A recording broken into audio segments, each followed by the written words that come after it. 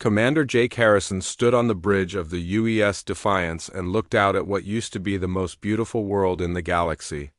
Verdania Prime had once been called the Garden of Space, a planet so green and alive that travelers came from across the stars just to see it. Now the world below looked sick and gray. The ship moved slowly through the upper atmosphere, as Jake watched the dead landscape pass beneath them. Where great forests once grew, only twisted gray trees remained. Rivers that used to run crystal clear now looked like dirty water mixed with ash. The famous flower fields that covered whole continents had turned into empty plains of dust. Dr. Lisa Rodriguez walked up beside him and shook her head. She was the best plant scientist the Earth government had, and Jake had requested her personally for this mission. Her dark eyes showed the same sadness he felt as they both stared at the dying planet. "How long do they think it has left?" Jake asked her. "The Federation experts say maybe 6 months before everything dies completely," Lisa answered. The void. Blight is spreading faster each day. It started in the planetary core, and now it reaches almost to the surface. Jake had read the reports about the void blight, but seeing its effects made everything real. The strange crystal parasites had appeared from nowhere 3 years ago, and began eating the life energy from Verdania Prime. Every attempt by the advanced alien races to stop it had failed. Engineer Pete Collins joined them at the viewing window. He was young for such an important job, but Jake trusted his skills completely. Pete had worked on terraforming projects across human space and understood how planetary systems worked better than most people twice his age. The Altarians tried their molecular restructuring technology, Pete said. The Zenthari used their quantum phase disruptors. Even the ancient Kethver brought their reality manipulation devices. Nothing worked. Jake nodded as he remembered the briefings. The 3 most advanced races in the Federation had all declared Verdania Prime beyond saving. The Altarians were proud warriors who had conquered diseases that killed entire star systems. The Zenthari could solve any problem through pure logic and mathematical precision. The Kethver had technology so advanced it seemed like magic to younger races. If they could not save this world, what chance did humans have? The communication system made a soft sound, and Jake pressed the button to answer. The voice that came through belonged to Captain Martinez from the Federation command ship in orbit. "Commander Harrison, we are ready to begin the descent to the surface. The Verdanians are waiting for us at their last major city." Jake looked at his small crew. Besides Lisa and Pete, he had brought only 20 other humans on this mission. They were supposed to be observers and helpers, not miracle workers. But something inside him refused to give up on this world and its people. "Take us down," he told Martinez through the communication device. The ship descended through clouds that looked more like smoke than normal water vapor. As they got closer to the surface, Jake could see the crystal formations that marked where the void blight had spread. They looked like giant purple and black gems growing out of the ground, but they gave off a feeling that made his skin crawl. Lisa pointed to her instruments. "The readings are strange. These crystals are not just eating the plants and soil. They are consuming something else, something the other races have not noticed." "What do you mean?" Pete asked. "Look at these energy patterns." Lisa showed them her screen. "The void blight feeds on more than just physical matter. It eats hope itself." Jake felt a cold chill run down his back. He had heard stories about parasites that fed on emotions or thoughts, but he had never seen proof they existed. The idea that something could literally eat hope seemed impossible. The ship landed near the Verdanian city with a gentle bump. Through the windows, Jake could see the native people waiting for them. The Verdanians looked like walking trees with faces tall and graceful, with skin that changed colors like autumn leaves. But these Verdanians looked sick, their normal bright colors faded to brown and gray. An elderly Verdanian approached their ship as the crew prepared to go outside. This had to be Sage Therial, the leader Lisa had told him about. The old alien moved slowly, as if each step caused pain. Jake put on his environmental suit and stepped outside to meet the Verdanian leader. The air felt thick and wrong, like breathing in a room where someone had been sick for too long. "Welcome, humans," Sage Therial said in careful English. His voice sounded like wind moving through dry leaves. "We are grateful you came, though. We fear you will find only death here, as the others did." Jake looked around at the dying city and the sick people watching them with desperate eyes. Something deep inside him refused to accept that this world was doomed. Humans had always been stubborn about giving up, even when logic said they should. "We are not here to watch your world die," he told the Verdanian elder. "We are here to find a way to save it." Dr. Lisa Rodriguez spent 3 days studying the Void Blight crystals while Jake and his team helped the Verdanians move supplies to safer areas. Each day the purple and black formations grew larger, spreading across the landscape like a disease. That could not be stopped. The Federation experts had been right about one thing. At this rate, the planet would be completely dead within months. Lisa worked in a temporary laboratory Pete had set up near the edge of the infected zone. She had to wear a full protection suit because the crystals gave off radiation that made humans feel sick and hopeless. But she noticed something the other scientists had missed. When she felt angry about the dying world, her instruments showed the crystals slowing their growth. When she felt sad and gave up hope, they grew faster. It was a small change, but it was real and measurable. She called Jake over to see her findings. He came quickly, bringing Pete with him. Both men looked tired from helping move Verdanian families away from the spreading blight. "Look at these readings," Lisa showed them her computer screen. "The void blight does not just eat physical matter. It feeds on emotions, specifically negative emotions like fear, despair, and hopelessness."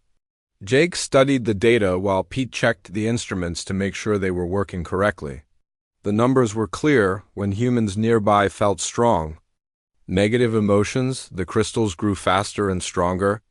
"That explains why the other races could not stop it," Pete said after checking everything twice. "The Altarians suppress most of their emotions for battle efficiency. The Xanthari barely feel emotions at all. And the Kethver experience emotions so differently from us that they might not even register to these parasites." Jake felt excitement growing inside him. For the first time since arriving on Verdania Prime, they had found something that might help. But the excitement quickly turned to worry as he realized what this discovery might mean. If negative emotions feed it, what about positive ones? He asked Lisa. Lisa had been thinking the same thing. She pulled up another set of readings from earlier that day when some Verdanian children had been playing near her equipment. For a few minutes, while the children laughed and played games, the crystal growth had actually slowed down. "Positive emotions seem to weaken it," she said. "Hope, joy, love, determination, they all cause the crystals to grow more slowly or even stop completely."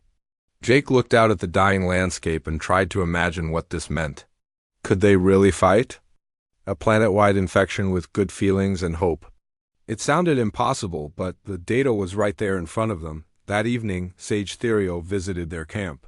The old Verdanian moved even more slowly than before, and Jake could see that he was getting sicker each day. The blight was not just killing his world, it was killing him and his people directly. "We have discovered something important," Jake told the Verdanian leader. He explained what Lisa had found about emotions affecting the void blight. Sage Therial listened carefully and then nodded his large head. "This matches the old stories our ancestors told.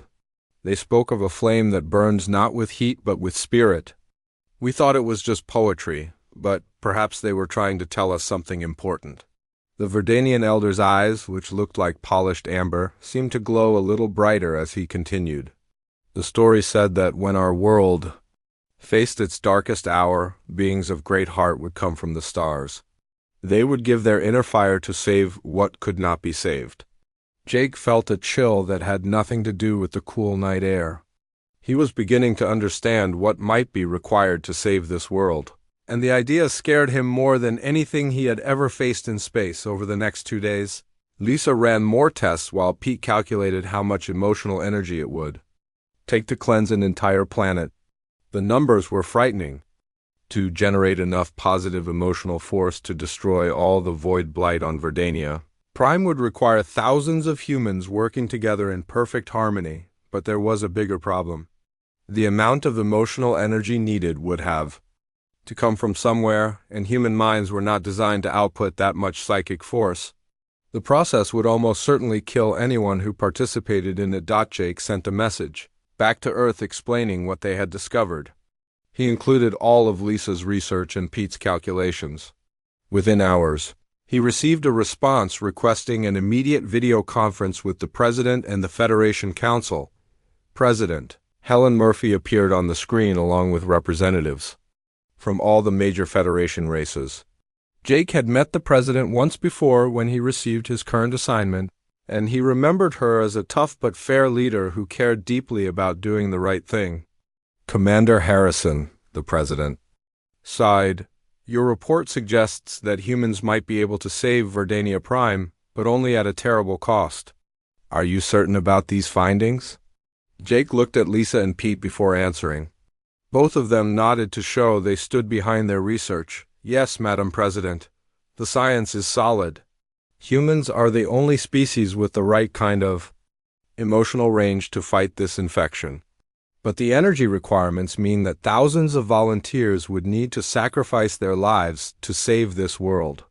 The Altarian representative spoke next. His voice was flat and without emotion as always. This plan seems highly inefficient. Why should one species die to save another? The Zenthari delegate agreed. The logical choice is evacuation. Moving the surviving Verdanians to other worlds would preserve the species without unnecessary loss of human life. But the ancient Kethva representative remained silent, its strange crystalline form glowing with colors that hurt to look at directly. After several minutes, it spoke in a voice that sounded like music made of mathematics. The humans have found something we missed. Perhaps there are solutions beyond logic and efficiency. President Murphy looked directly at Jake through the video connection. Commander, if we asked for volunteers for this mission, do you think humans would answer? Jake thought about the people he knew back on Earth and in the colonies. He thought about soldiers who had died protecting strangers, scientists who had given their lives for discovery, and ordinary people who had risked everything to help others. He knew what the answer would be. Yes, Madam President. They would come. The call for volunteers went out across all human worlds on a Tuesday morning. President Murphy spoke directly to humanity through every communication channel available. She explained about Verdania Prime, the dying world that had once fed half the galaxy. She told them about the void blight that was eating hope itself, and about the sacrifice that would be required to stop it. The response shocked everyone. Even Jake, who had believed humans would answer the call, within 6 hours of the announcement, 10,000 people had volunteered. Within a day, the number reached 30,000.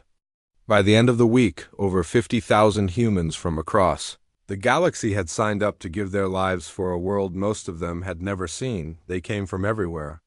War veterans who had fought in the Titan Wars, like Sergeant Amy Torres, who had lost her entire unit in the ice caves of Europa.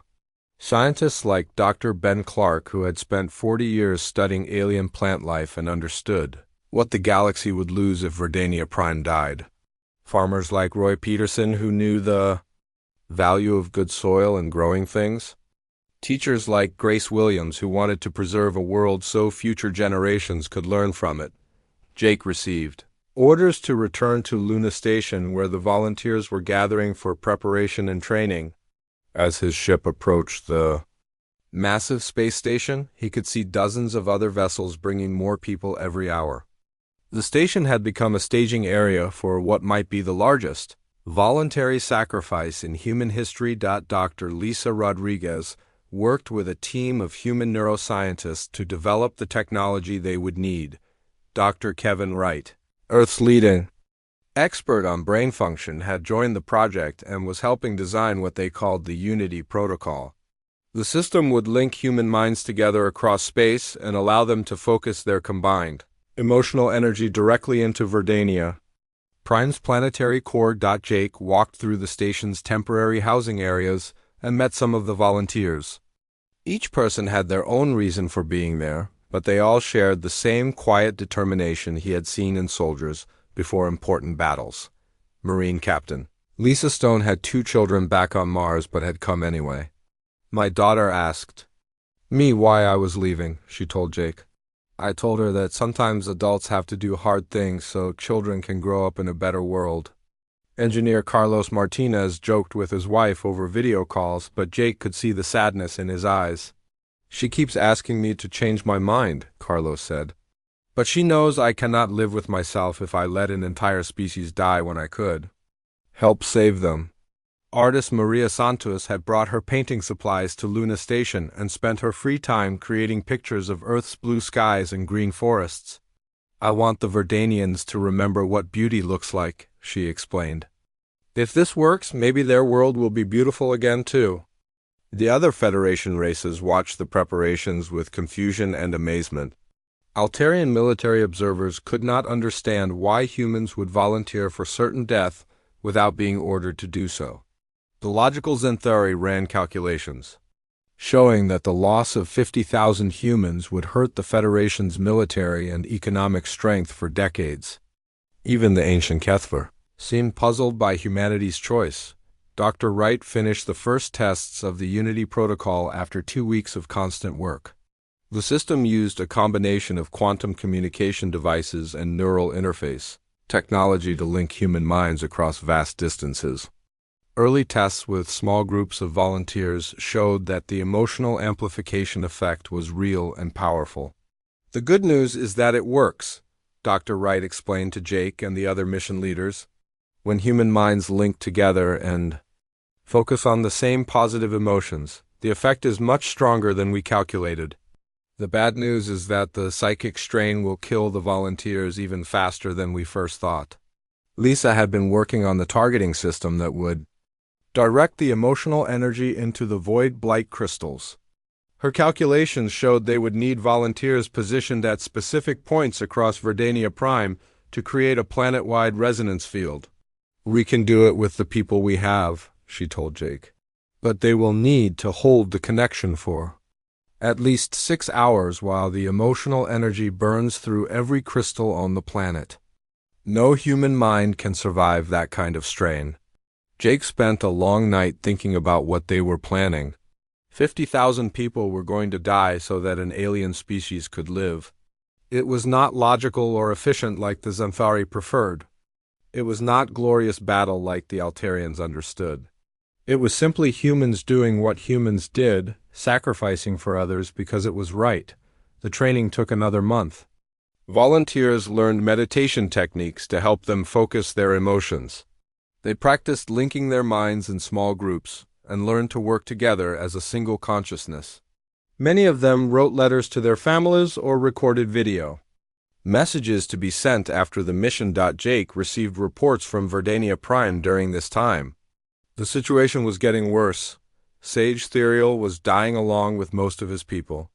The void blight had spread to cover 3/4 of the planet's surface. Several Federation ships had tried to evacuate the remaining Verdanians, but many were too sick to travel. We are running out of time, Jake told President Murphy during their weekly call. The volunteers are ready, but we need to act soon or there will be nothing left to save. The president looked older than when this had all started. The weight of asking so many people to die was showing on her face. Are you certain this is our only choice, Commander? Jake thought about all the alternatives they had considered. Moving the Verdanians to other worlds would save some of them, but their culture was tied to their dying planet. Without Verdania Prime, they would fade away within a generation or two. The galaxy would lose not just a species but centuries of knowledge about growing things and caring for worlds. Yes, Madam President, this is the only way. The transport ships began loading volunteers 3 days later. Jake watched as group after group of humans boarded vessels that would take them to their deaths. They were not soldiers marching to war or explorers heading to new worlds. They were ordinary people who had decided that some things were worth dying for. Dr. Ben Clark waved goodbye to his research team as he boarded his transport. Farmer Roy Peterson shook hands with the agricultural experts who would continue his work. Teacher Grace Williams smiled as she carried a bag full of children's drawings that students had made for her to take along. As the last transport ship prepared to leave Luna Station, Jake stood in the observation deck and watched the fleet form. Up for the journey to Verdania Prime, 50,000 humans were heading towards certain death, and not one of them had changed their mind. The Kethver representative had come to watch the departure. Its crystalline form pulsed with colors that seemed sad, though Jake could never be sure what the ancient aliens actually felt. "We still do not understand why your species does this," the Kethver said in its musical voice. Jake looked out at the ships, carrying so many good people to their deaths, and tried to find the right words to explain.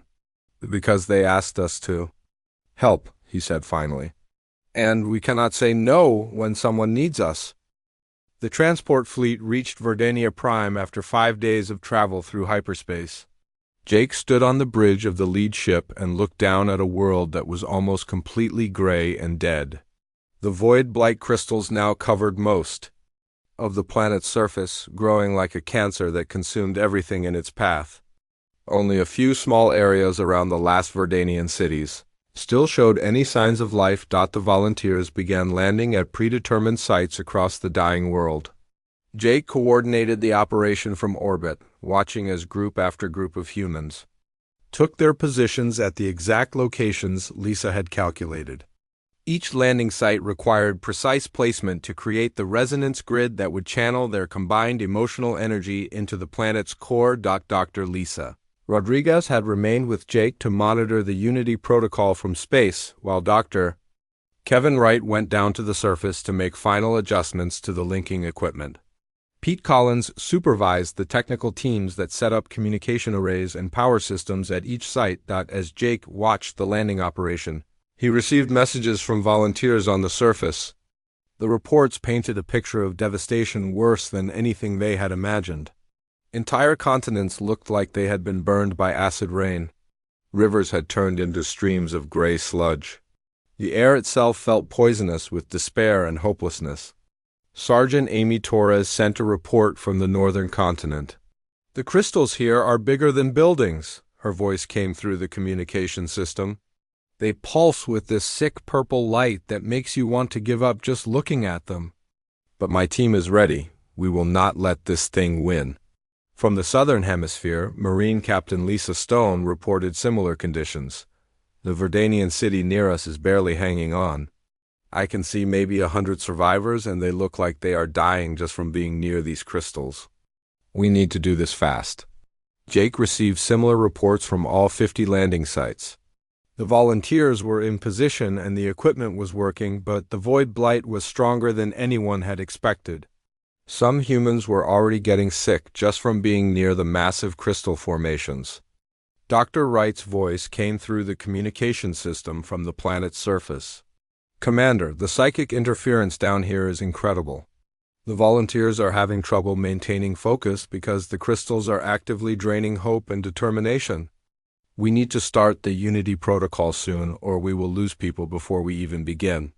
Jake looked at Lisa, who was monitoring the volunteers' vital signs from her station. Many of the readings showed stress levels that would be dangerous under normal circumstances, but these were not normal circumstances. "How long do you think they can hold out?" Jake asked her. "Not long," Lisa replied, checking her instruments again. "The crystals are not just feeding on the planet anymore. They are feeding on the volunteers directly. If we wait much longer, they will be too weak to complete the mission." Jake made the hardest decision of his life. "All stations, this is Commander Harrison. Begin the Unity protocol immediately." All volunteers link up and prepare for final phase. Across the dying world, 50,000 humans began joining their minds together in the largest psychic network ever attempted. Jake watched the readings on his screens as individual consciousness began merging into something larger than the sum of its parts. The process was beautiful and terrifying at the same time. Through the Unity protocol, Jake could feel the minds of every volunteer as if they were his own thoughts. He experienced Dr. Ben Clark's wonder at the complexity of alien life forms. He felt Roy Peterson's deep love for growing things and fertile soil. He shared Grace Williams's fierce determination to protect children and preserve knowledge for future generations. The emotional energy began building like a wave gathering strength in deep water. Jake could feel hope and love and determination flowing through the network as 50,000 humans focused their hearts and minds on a single goal: saving a world they had never seen for people they barely knew. The effect on the Void of Blight was immediate and dramatic. The massive crystals began glowing brighter, but their light changed from the sick purple color to something cleaner and whiter. Lisa's instruments showed the parasites' energy patterns, becoming unstable as they encountered emotional frequencies they could not absorb or understand. "It is working," Lisa reported, her voice filled with excitement. "The crystals are starting to break down. The volunteers' emotional energy is burning through them like fire through paper."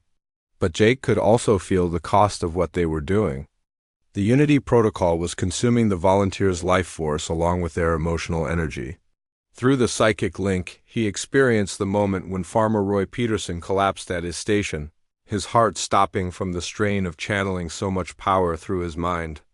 He felt Teacher Grace Williams struggle to maintain her focus as her brain began shutting down from psychic overload, one by one. The volunteers were dying, but they held on long enough to see their sacrifice working. Through shared consciousness, they all witnessed the first signs of recovery on Verdania Prime. Dead soil began showing tiny green shoots. Poisoned rivers started running clear. The gray dust that had covered everything began washing away in clean rain. Marine Captain Lisa Stone was among the last to die. Through the Unity Protocol, Jake felt her final thoughts as she watched Verdanian survivors emerge from their shelters to see sunlight that was no longer filtered through toxic crystal formations. Her last emotion was not sadness at dying, but joy at seeing her mission succeed. Sergeant Amy Torres held on until she could see the northern forest beginning to bloom again. The dead trees that had stood like gray skeletons for 3 years started growing green leaves. Animals that had been hiding in the deepest caves began coming back to the surface. Artist Maria Santos died while watching the sky above Verdania. Prime turned from the sick gray color it had been for years back to the blue and white of a healthy world. Her final painting, which she had been working on during the mission, showed children playing in fields of flowers under a clean sky. As the last volunteer died, Jake felt the Unity Protocol shutting down. The psychic network that had connected 50,000 minds dissolved, leaving only silence and the memory of incredible sacrifice. But their work was complete. Across the entire planet, every void blight crystal had been destroyed by pure, emotional energy focused through human hearts. Jake sat in his command chair and wept for the loss of so many good people. Lisa put her hand on his shoulder as they both watched the transformation taking place on the world below. Where gray death had spread for years, new life was already beginning to grow. The volunteers had given everything they had, and it had been enough. Dr. Wright's voice came through the communication system one final time. He had survived longer than most because his position required him to maintain the technical systems until the very end. "Commander, the mission is complete. Verdania Prime is free of the Void Blight. The volunteers did what they came to do. They saved this world." Jake looked down at Verdania Prime and saw a planet reborn. The sacrifice of 50,000 humans had given an entire world and its people a second chance at life. It was the most human thing anyone had ever done. Jake Harrison had expected the Unity Protocol to destroy the Void Blight, but he had not expected what came next. As the psychic network of 50,000 human minds reached its peak power, something incredible happened. The combined emotional energy of all those volunteers did not just burn away the crystal parasites, it transformed the very nature of Verdania Prime itself. Through his instruments, Jake watched waves of golden light sweep across the planet's surface like aurora made visible in daylight. Wherever the light touched, life did not just return. It exploded into growth more vibrant and beautiful than the world had ever known. Dead forests became jungles of incredible diversity. Empty plains burst into meadows filled with flowers, of colors that had no names. Dr. Lisa Rodriguez monitored the energy readings from her station and could barely believe what her instruments were telling her. "Jake, look at these numbers.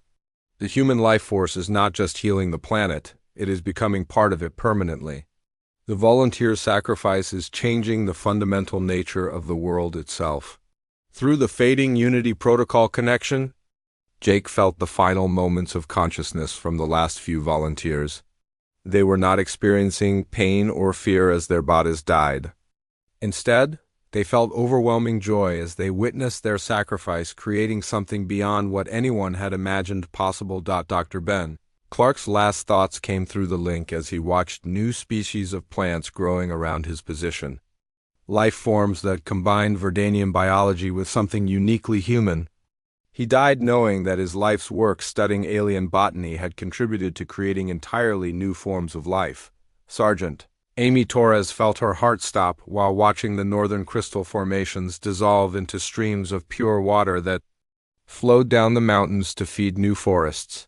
Her final emotion was pride that her military training had helped her hold her position long enough to complete the mission. Teacher Grace Williams died while watching Verdanian children emerge from underground shelters to see sunlight for the first time in their young lives. Her last thought was hope that these children would grow up in a world more beautiful than their ancestors had ever known. As the Unity Protocol finally ended, Jake felt the absence of all those minds like a physical wound. The silence after sharing consciousness with 50,000 people was almost unbearable. But the work they had done would continue long after their deaths. The transformation of Verdania Prime took 3 days to complete. Jake and Lisa remained in orbit to document the process and coordinate with Federation scientists who were rushing to study what had happened. The planet that emerged from the healing process was not just restored, it was reborn as something entirely new. The forests grew taller and more diverse than before. The rivers ran cleaner and supported more life. Even the air itself felt different, charged with an energy that made everyone who breathed it feel more alive and hopeful. The human sacrifice had not just removed a disease, it had made Verdania Prime into a world that actively promoted life and growth. Sage Therial was among the first Verdanians to emerge from the shelter cities. The elderly leader who had been dying from proximity to the void blight crystals was now standing strong again, his tree-like form showing colors more vibrant than Jake had seen in any Verdanian. When he spoke, his voice carried a music that had not been there before. "The humans have given us more than our lives," Sage Therial said during the first communication after the healing. "They have given us hope made real. Our world does not just live again, it lives with the memory of their sacrifice woven into every growing thing." Federation ships began arriving to study the transformed planet and evacuate human survivors. But there were very few humans left alive on Verdania Prime. Dr. Kevin Wright had survived by staying in a shielded bunker during the final phase of the Unity Protocol, and a handful of technical staff had been protected by distance from the psychic strain. Out of 50,000 volunteers, fewer than a dozen had lived through the process. The survivors were changed by their experience. Dr. Wright could still feel echoes of the Unity Protocol in his mind, memories of being connected to thousands of other people in perfect harmony. The technical staff reported similar experiences, dreams filled with the thoughts and feelings of the volunteers who had died. "We carry them with us now," Dr. Wright told Jake during the evacuation. "I can still feel Amy Torres's determination and Ben Clark's wonder and Grace Williams's love for children. They are not really gone. They are part of us and part of this world forever." Jake spent a week documenting the changes to Verdania Prime before returning to Federation space. The planet was already showing signs of becoming something unprecedented in galactic history. Plants were growing that showed characteristics of both Verdanian and Earth biology. Animals were emerging from the deep places that exhibited behaviors suggesting higher intelligence and emotional awareness. The Federation Council held an emergency session to discuss what had happened. Representatives from all member species gathered to try to understand how human sacrifice had accomplished what their most advanced technologies could not. The Altarian military commander, who had called the plan inefficient now, stood before the council with his head bowed in respect. "We were wrong about the humans," he admitted. "Their emotional capacity is not a weakness, it is a power beyond our understanding. They have shown us that some problems cannot be solved with weapons or logic, only with heart. The Zenthari delegate, whose species prided itself on mathematical precision, presented calculations showing that the Unity protocol should have been impossible. The energy output achieved by linking human consciousness exceeded our theoretical maximums by several orders of magnitude. He reported, "Human emotional capacity appears to operate by rules we do not yet comprehend." But it was the ancient Kethver representative whose words carried the most weight. The crystalline being's form glowed with colors that indicated deep thought as it addressed the council. "We have observed the galaxy for millions of years," the Kethver said in its musical voice. "We have seen species rise and fall, watched civilizations achieve wonders and commit atrocities. But never have we witnessed beings willingly sacrifice everything for strangers without hope of reward or recognition. The humans have shown us something new, proof that consciousness can transcend individual survival to become something larger and more beautiful." Jake received new orders to establish a permanent human presence on Verdania Prime to study the ongoing changes to the planet. He accepted the assignment knowing that he would spend the rest of his career trying to understand what 50,000 volunteers had accomplished through their sacrifice. As his ship prepared to return to the transformed world, Jake thought about the people who had died to save it. They had known the cost and paid it willingly, believing that some things were more important than individual survival. In dying, they had created something that would live forever, a world where hope itself had become part of the natural order. The galaxy would never be the same. Humanity's sacrifice had saved more than just Verdania Prime. It had saved the idea that beings could choose love over survival, hope over logic, and sacrifice over self-preservation. In a universe often cruel and uncaring, 50,000 humans had proven that consciousness could create miracles through sheer force of will and heart.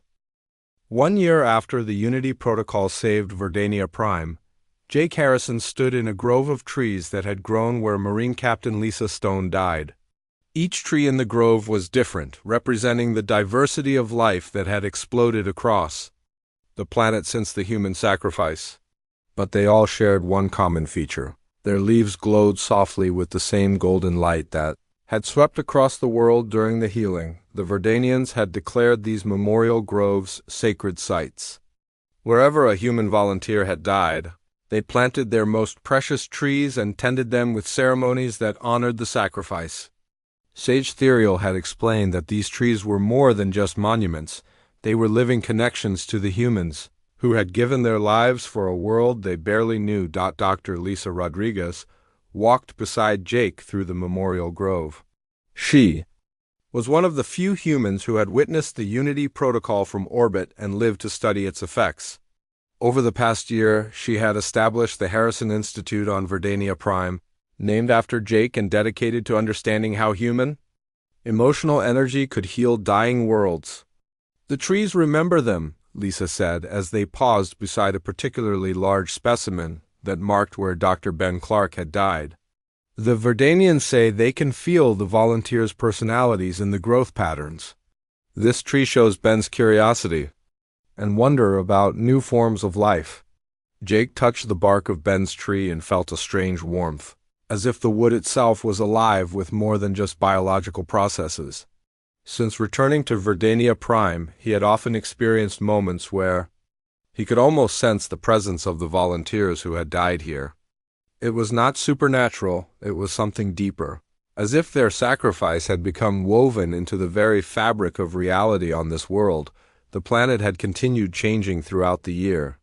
New species appeared almost daily, life forms that combined Verdanian biology with characteristics that seemed distinctly human.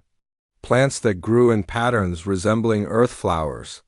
Animals that showed emotional responses similar to human pets. Even the weather had changed, becoming more stable and pleasant, as if the planet itself had learned to care for the comfort of its inhabitants. But the most remarkable change was in the Verdanians themselves. The tree-like people had always been peaceful and connected to their world, but since the healing they had developed new abilities.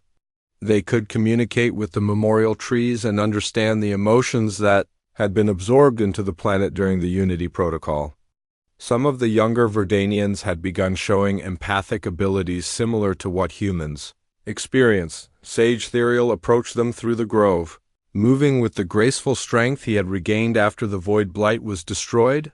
The elderly Verdanian leader had become something like Jake's closest friend on the planet, and they often walked together through the memorial sites.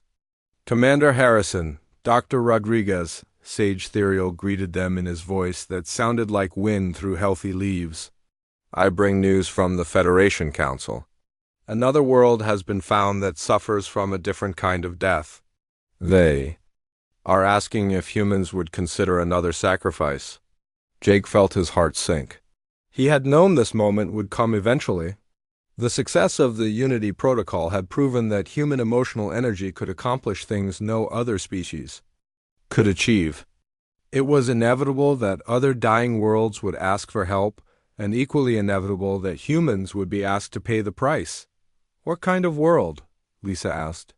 "A planet called Nexus 7 in the Outer Rim territories," Sage Therial explained. "It suffers from what their scientists call entropy, plague, a condition that causes all complex structures to break down into basic elements. Cities crumble to dust in days. Living beings age years and hours. Their people are dying not from disease but from accelerated time itself." Jake closed his eyes and imagined another Unity Protocol, another group of volunteers giving their lives to save strangers. The thought filled him with both pride and sorrow. Pride that humanity would answer such a call, and sorrow for all the good people who would die in the process. "Have they asked for volunteers yet?" Jake asked. "The formal request will come tomorrow," Sage Therial replied.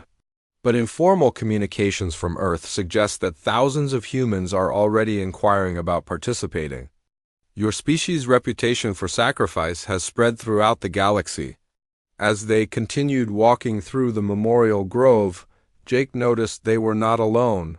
Small groups of beings from various Federation species had come to visit the site, where humans died to save a world. Altarian warriors stood silently among the trees, trying to understand the concept of dying for others without orders. Xanthari scientists took measurements and readings, attempting to quantify the emotional energy that still resonated in the area, but it was the presence of other humans that touched Jake the most deeply. Families had begun making pilgrimages to Verdania Prime to see where their loved ones had died and been transformed into something eternal.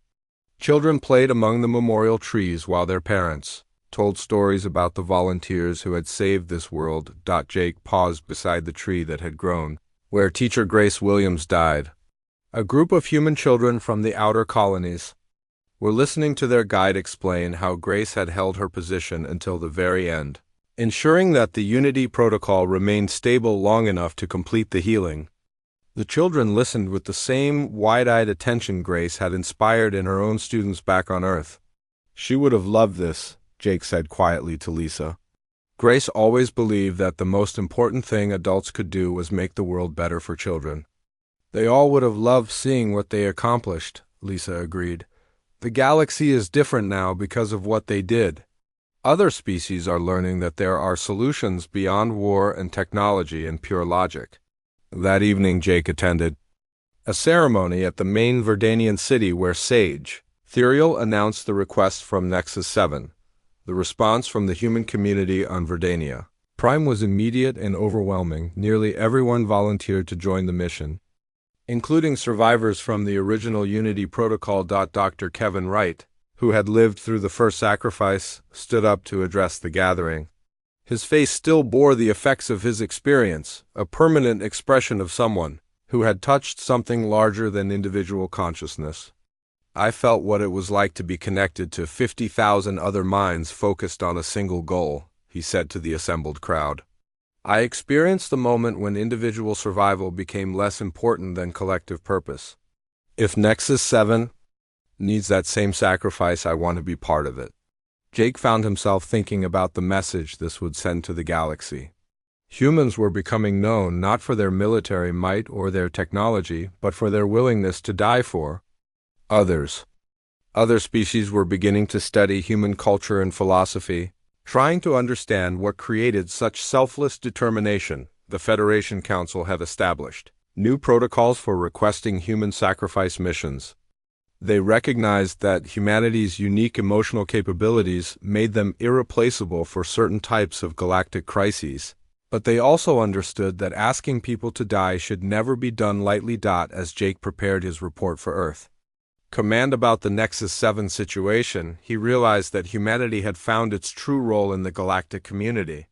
They were not the strongest species or the smartest or the most technologically advanced, but they were the ones who would give everything to help others, even when logic said it was impossible or inefficient. The memorial groves on Verdania Prime had become symbols of something new in galactic civilization, proof that beings could choose hope over despair, sacrifice over survival, and love over logic. Every species in the Federation had sent representatives to study the trees where humans had died, trying to understand how consciousness could transcend individual existence to create lasting change. Jake looked up at the sky above Verdania Prime, where two moons now shone with the same golden light that had swept across the planet during the Unity Protocol.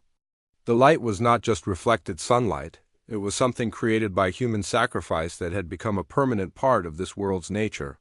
Tomorrow, he would send his report recommending that humanity answer the call from Nexus 7.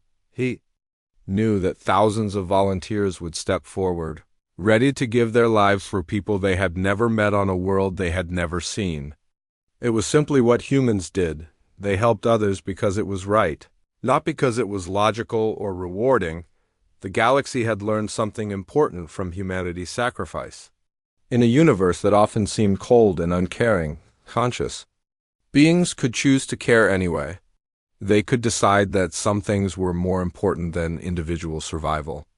They could prove that hope and love were not just emotions but forces powerful enough to heal dying worlds and transform entire civilizations. As Jake walked back through the memorial grove one final time, he felt the presence of all those volunteers who had died to create this miracle. They lived on not just in the trees and the light and the transformed planet, but in the example they had set for the galaxy. Humanity had shown the universe that consciousness at its best could overcome any obstacle through sheer force of heart and will and selfless determination.